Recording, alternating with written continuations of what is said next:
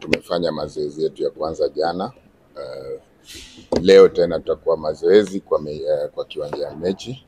So tunaendelea kujitayarisha, but kitu mzuri ni kwamba players wana respond vizuri kwa mazoezi, na on Tuesday nina imani tutacheza mechi nzuri. Nafikiri kitu ya kwanza kwetu kama wachezaji, sifikiri kama itakuwa na any problem, kwa sababu sisi tunacheza kwa kiwanja, but kwa mashabiki nafikiri ingekuwa vizuri sana tungecheza Mbeya. Mashabiki wetu wengi wangependa tucheze Mbeya, but vile kumekuwa tutacheza Dar es Salaam, na nafikiri kwetu kama wachezaji na timu tumejiandaa vizuri, so sioni kitu yoyote tofauti ya kuicheza Mbeya na kuicheza hapa.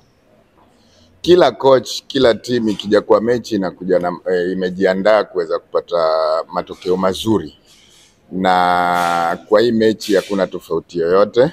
Tumejiandaa kuja kupata matokeo mazuri, but pia lazima mkubali kwa mechi kuna matokeo tatu: kuna kushinda, kuna kushindwa na kuna kudraw.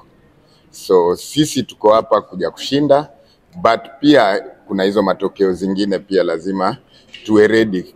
Nafikiri ni sisi wote tuko kwa neutral ground, so inafanyika saa zingine kwa mpira, mnaenda mnapatana na wapinzani wenyu nje ya nchi yenu ama nje ya town yenu. So hizi ni vitu za kawaida kwa mpira, so ni vile tu mmejipanga. Nimewaambia kila kitu ni kujipanga.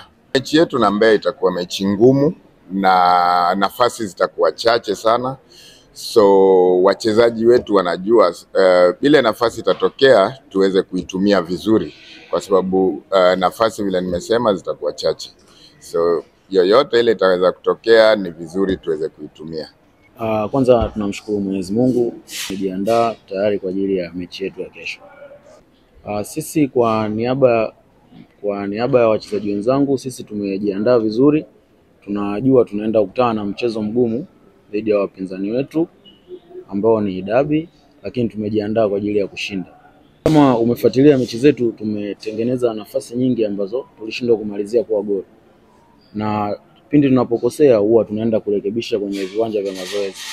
Kesho tutakuwa na wingi wa magoli. Mimi nadhani mashabiki wa Dar es Salaam watafurahi. Burudani ambayo itakiwa ipatikane Mbeya itapatikana hapa kwenye neutral ground.